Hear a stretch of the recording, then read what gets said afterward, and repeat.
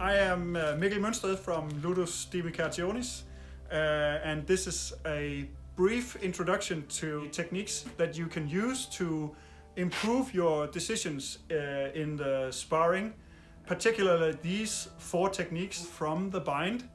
And this bind happens as you are advancing towards your opponent, keeping yourself safe. So we move forward, and as we both try to win the center, this bind happens. So as you are trying to control the center, and your opponent as well is trying to control the center, you may hold your sword and shield together, perhaps even biting into the edge with your sword edge, and this enables you to keep relatively safe while approaching your opponent.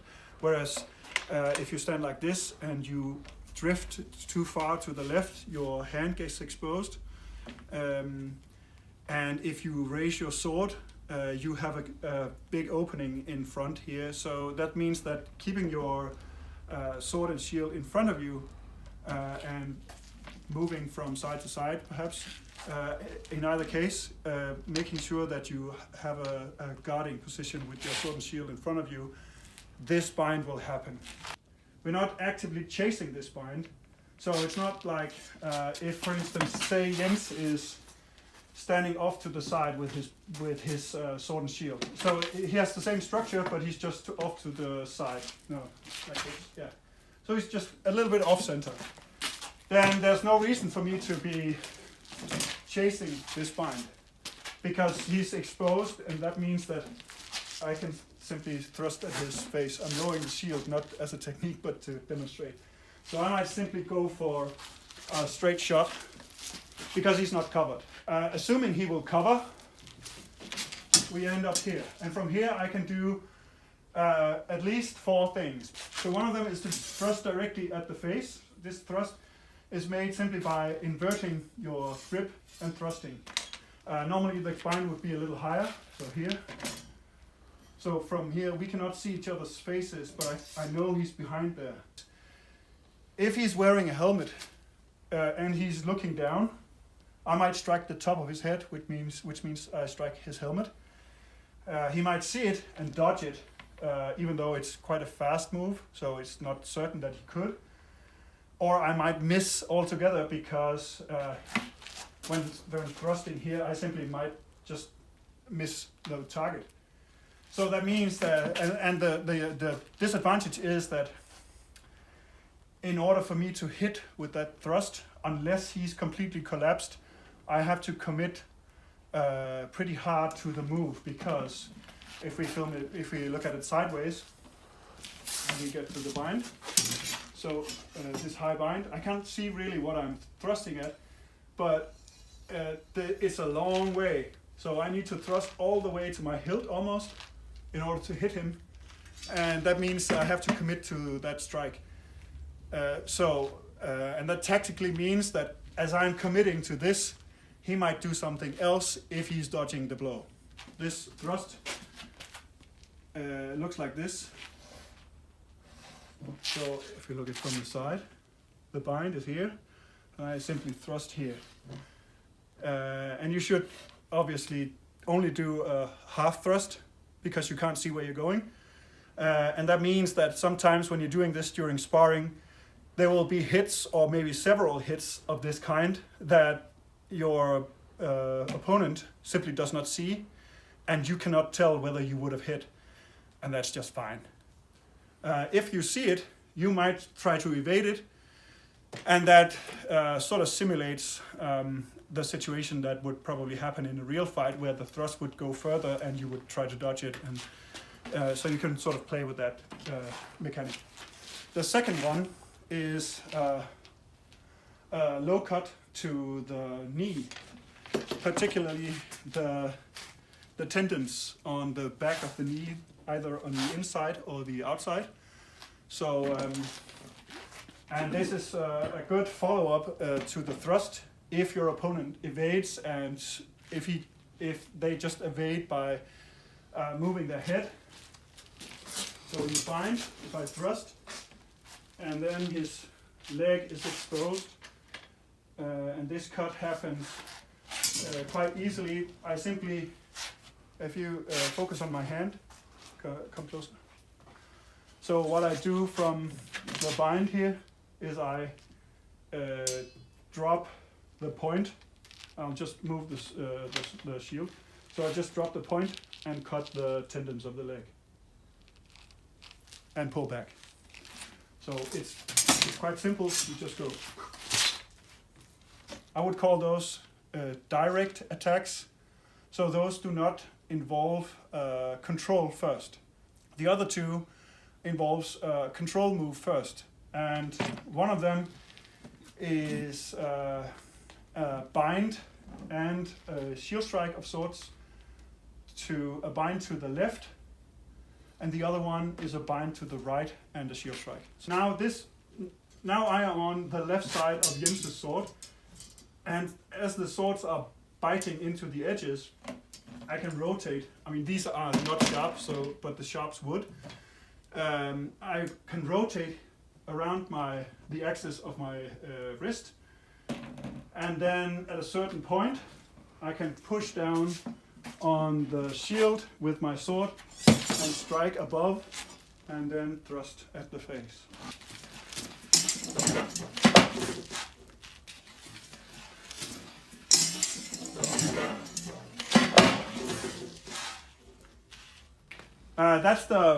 Would call that a right overbind and a shield strike. So you rotate around the shield, and at a certain point, this is almost a two-handed grip on your sword, pushing his sword down.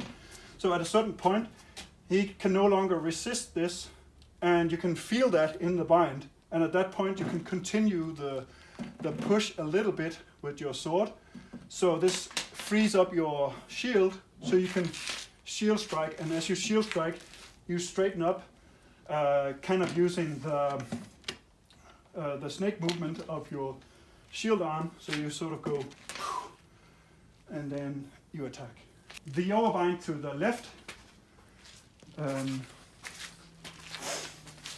looks like this. So now I rotate to the left, and as I rotate, I punch forward with the edge of my shield on his flat, and then strike. This is a combined movement, and you use the rotation axis of your lower arm or hand, and also this node. If you imagine that your sword would bite into the shield, and this is kind of a rotationary node. So if you rotate around the wrist first, like this, and at a certain point you start rotating it around the sword instead. Unfortunately, I don't have a Viking age sharp sword, so I'll just use this instead. It's still a sharp blade. This does not move. If I don't have to chop it in there, I simply have to push it a little bit against it, and that means that this rotation is kind of locked. And that means that this gives me a nice two-handed grip against his sword in the bind. And as I rotate around the hand, his sword gets moved, and at a certain point I then rotate around the bind here. If you want to do the left overbind and you end up in a bind like this, you simply lift your sword and change sides. So just this way. If you pull it back, he can follow up with a thrust quite easily because you no longer support your upper edge with your blade. Okay, so I change side, and now I rotate around my hand, and now I rotate again around my sword node here. Strike. So that's the basic idea. You have these four really basic moves, and this will improve sparring for fencers because it gives you easier options. And one way it will work is if you are in a sparring situation, or in a, I would call it a simulated sparring situation, a exercise for sparring, you could try to work with these four moves and see how they fit together. One thing that's really cool is if in this situation, if Jens now resists my attempt to rotate him to this side, to my right side, then I can, if I feel that, I can change my move to the other side and do the control to the other side. Because if he's resisting, that means that he's applying force in the opposite direction, and the opposite direction is just the other overbind. So that makes it even easier to do. So let's say that Jens is trying to do the overbind to his right, and I'm resisting it. If he changes the side and then moves, it becomes easier for him. And then you can try that first, and that means that you have these really simple options to work with, and then you can put the thrust and the low cut in there as well, because they fit really well together. Because if you simply add them, you get a more complete system of attacks. So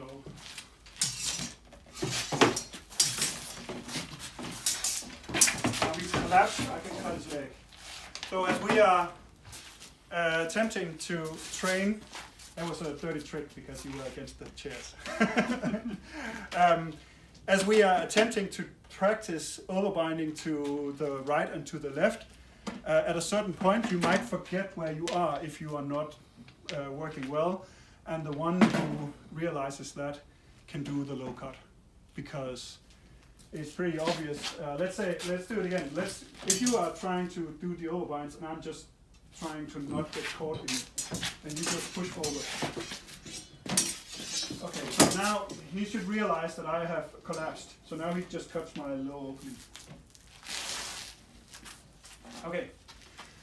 That goes for the high opening as well, because if we are working here, and if I see that Jens is now collapsed because the distance is shorter, and I know that it's shorter because I can see his foot.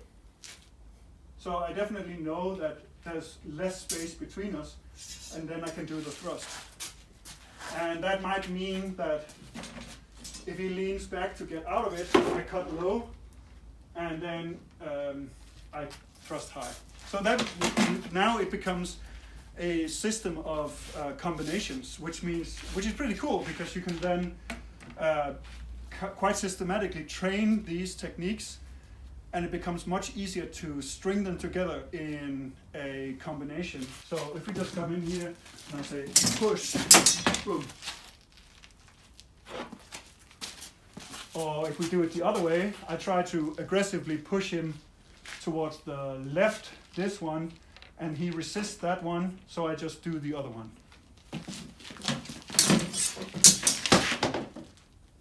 And the last simple combo would be the one that we already showed, which is come here, just go here, go high. A thrust, a low cut, a bind and a shield strike, and a bind and a shield strike. That's it.